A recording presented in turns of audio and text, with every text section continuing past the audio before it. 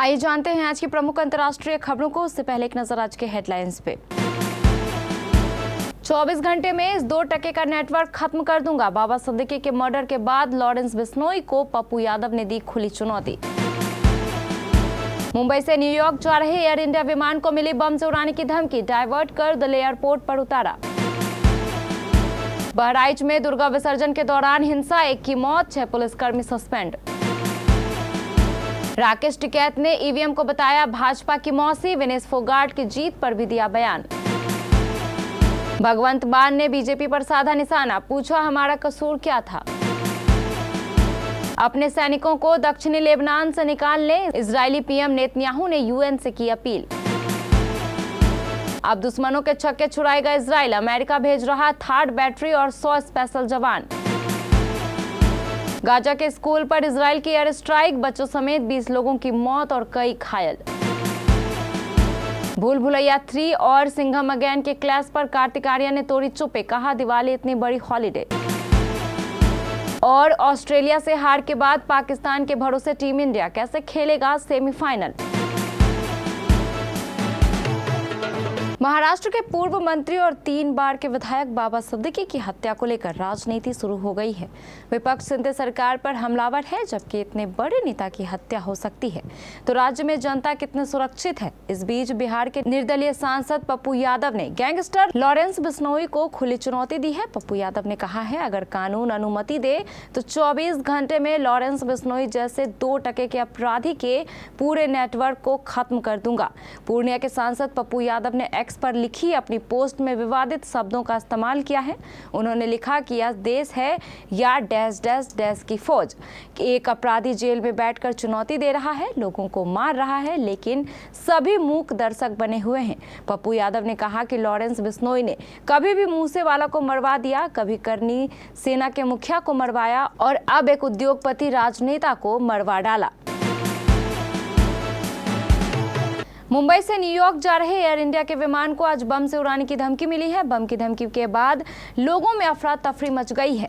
विमान को तुरंत दिल्ली की ओर डाइवर्ट कर सुरक्षित लैंड करा लिया गया है। लैंडिंग के बाद विमान की तलाश जारी है। हालांकि अभी किसी बम के मिलने की सूचना नहीं है। जांच अधिकारियों ने बताया कि सभी यात्री सुरक्षित हैं और जांच जारी है।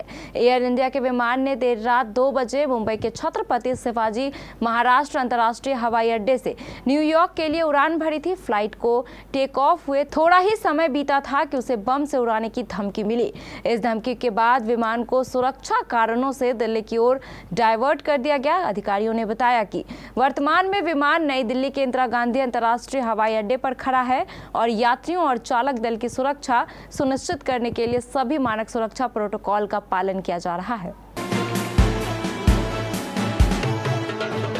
उत्तर प्रदेश के बहराइच में दुर्गा प्रतिमा विसर्जन जुलूस के दौरान बवाल हो गया। जुलूस के दौरान कुछ लोगों ने नारे लगाए।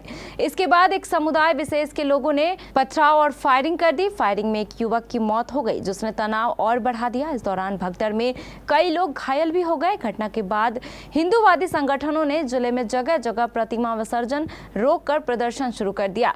घटना की गंभीरता को देखते हुए मौके पर भारी पुलिस बल की तैनाती की गई है। यूपी के बहराइच में हुई हिंसा को लेकर जिले की एसपी वृंदा शुक्ला का बयान आया है। उन्होंने कहा, पुलिस ने 25-30 लोगों को हिरासत में लिया है। सलमान नाम के आरोपी के घर से फायरिंग हुई थी, उसका नाम एफआईआर में लिखा गया है। बाकी आरोपी अभी अज्ञात हैं। विसर्जन की प्रक्रिया शुरू कर दी गई है। भारतीय किसान यूनियन के अध्यक्ष गुरनाम सिंह चरहूनी के बयान पर किसान नेता राकेश टिकैत ने रविवार को प्रतिक्रिया दी। राकेश टिकैत ने कांग्रेस की हार पर बात करते हुए कहा, ऐसा नहीं है कि किसान किसी दूसरी पार्टी के साथ नहीं गए हैं। कुछ किसान आंदोलन की वजह से सरकार से नाराज थे और कुछ किसान ऐसे भी हैं जो सरकार के साथ खड़े रहे। किसान नेता राकेश टिकैत ने कहा कि देश में चुनाव पार्टी धर्म और जाति के आधार पर होते हैं। जो जिस पार्टी को चाहता होगा वह उसके पक्ष में ही मतदान करेगा।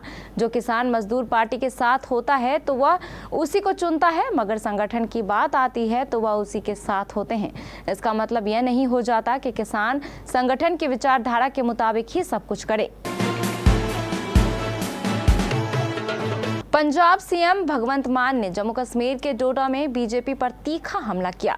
उन्होंने आरोप लगाया कि बीजेपी ने अरविंद केजरीवाल, मनीष सिसोदिया और सत्येंद्र जैन को जेल में डाल दिया था। मान ने सवाल उठाया कि उनका कसूर क्या था। उन्होंने कहा कि हम सिर्फ जनता की सेवा करना चाहते हैं और इसके लिए हमें जेल भेजा गया। इजराइल के प्रधानमंत्री बेंजामिन नेतन्याहू ने संयुक्त राष्ट्र से दक्षिणी लेबनान से अपनी शांति सेना को वापस बुलाने का आग्रह किया है। उन्होंने कहा कि उनकी मौजूदगी और इजरायली सैनिकों दोनों के लिए खतरा पैदा कर रही है। वहीं UNIFIL ने एक बयान में कहा, इतने दिनों में चौथी बार हम IDF को संयुक्त राष्ट्र कर्मियों और संपत्ति की सुरक्षा सुनिश्चित करने और हर समय संयुक्त राष्ट्र परिसर का सम्मान करने के उनके दायित्वों को याद दिलाते हैं। संयुक्त राष्ट्र महासचिव एंटोनियो गुटेरेस के लिए एक मैसेज में नेतन्याहू ने कहा, यूनिफिल को वापस लेने से इनकार करने का मतलब उन्हें हिजबुल्लाह के हाथों में छोड़ना है, जो उनके जीवन और हमारे सैनिकों की जान को खतरे में डालता है। इजराइल अब युद्ध के मैदान में और ताकतवर होने जा रहा है। अमेरिका जल्द ही इजराइल को anti ballistic missile defence system terminal high altitude area defence भेजने जा रहा है ताकि ईरान से निपटने में मदद मिल सके। यह एडवांस मिसाइल डिफेंस सिस्टम है। इसे ऑपरेट करने के लिए करीब 100 एक्सपर्ट अमेरिकी जवान भी इजराइल भेजे जाएंगे। बता दें कि 7 अक्टूबर 2023 को हमास ने लड़ाकों ने इजराइल में घुसकर हमला कर दिया था।